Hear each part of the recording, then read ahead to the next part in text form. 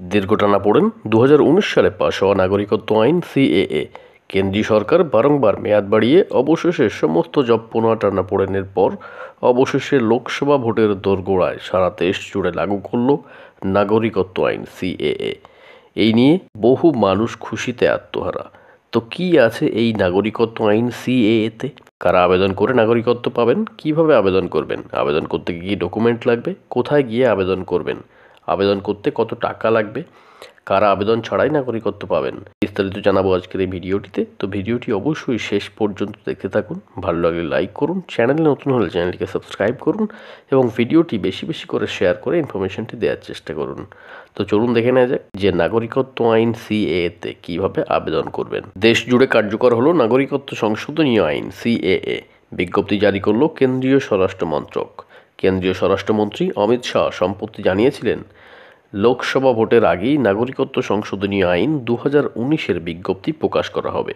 কেন্দ্রীয় স্বরাষ্ট্রমন্ত্রী অবশ্য বারবার দেশবাসীকে এও আশ্বস্ত করেছেন, কারো নাগরিকত্ব কেড়ে নেওয়ার জন্য সিএএ নয়। কেন্দ্রের তরফে বারবার আশ্বস্ত করার পরও আমজনতার একাংশের মনে নাগরিকত্ব সংশোধনী আইন সংক্রান্ত বেশ কিছু বিষয়ে প্রশ্ন থেকে গিয়েছে। 2019 সালে পাশ হওয়া এই আইন নিয়ে বহু প্রতীক্ষার পর অবশেষে বিজ্ঞপ্তি জারি হলো। এক নজরে দেখে নেওয়া যাক কি এই নাগরিকত্ব সংশোধনী আইন সিএএ কি, কারাই বা এর আবেদন করতে পারবেন, কি আছে এই সিএএতে। 2019 সালে সংসদে পাশ হওয়া নাগরিকত্ব সংশোধনী বিল এবং তা আইনে পরিণত হয়।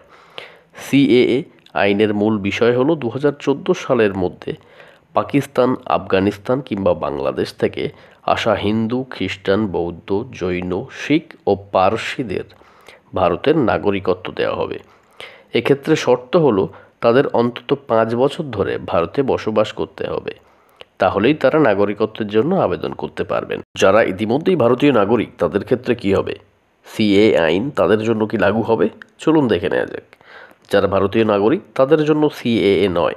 উল্লেখিত প্রতিবেশী দেশগুলি থেকে আসা বিদেশি নাগরিকদের নির্দিষ্ট শর্ত পূরণে ভারতীয় নাগরিকত্ব দেওয়ার জন্যই এই আইন। অর্থাৎ যাদের ইতিমধ্যেই ভারতীয় নাগরিকত্ব আছে তাদের সঙ্গে এর কোনো যোগ নেই। কোনো ব্যক্তি হিন্দু হোক বা মুসলিম বা অন্য কোনো ধর্মের, তিনি যদি আগে থেকেই ভারতীয় নাগরিক হন তাহলে সিএএ এর কোনো প্রভাব তার উপর পড়বে না। সিএএ এর সঙ্গে কি এনআরসির কোনো যোগ আছে? আপাততভাবে সিএএ এর সঙ্গে এনআরসির কোনো যোগ সম্পর্ক নেই। দুটি সম্পূর্ণ ভিন্ন বিষয়। সিএএ হলো নাগরিকত্ব সংশোধনী আইন। এটি হলো উল্লেখিত প্রতিবেশী দেশগুলি থেকে আসা হিন্দু, খ্রিস্টান, বৌদ্ধ, জৈন, শিখ ও পারসিদের নির্দিষ্ট শর্ত সাপেক্ষে ভারতীয় নাগরিকত্ব দেওয়ার আইন। অন্যদিকে এনআরসি হলো জাতীয় নাগরিক পঞ্জি। এটি হলো ভারতের বৈধ নাগরিক শনাক্তকরণের পদ্ধতি, যা আপাতত শুধুমাত্র আসামেই রয়েছে। সিএএ আবেদনের সম্ভাব্য প্রক্রিয়া: আবেদনকারীকে indiancitizenship.online.nic.in এই ওয়েবসাইটে গিয়ে অনলাইনে নাগরিকত্বের জন্য আবেদন করতে হবে। এটি স্বরাষ্ট্র মন্ত্রকের অধীনে একটি প্রক্রিয়া। এছাড়া বিভিন্ন ফর্ম আছে অফলাইনে, সেগুলি ফিল আপ করে আপনার কাছে ডিএম বা ডিসি অফিসে গিয়ে জমা দেওয়া যাবে। তো অনলাইনে বা অফলাইনে ফর্মটি কীভাবে ফিল আপ করবেন এবং প্রয়োজনীয় নথিপত্র কীভাবে জোগাড় করবেন সেটি বিস্তারিত জানতে পরবর্তী ভিডিও খুব তাড়াতাড়ি আপলোড করে দেওয়া হচ্ছে।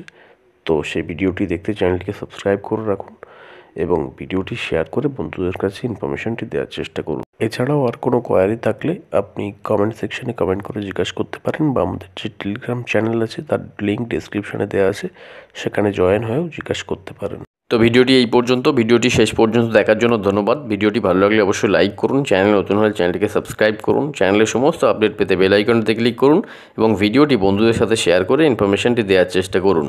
তো থ্যাংক ইউ সো মাচ। আবার দেখা হবে নতুন একটি আপডেটে।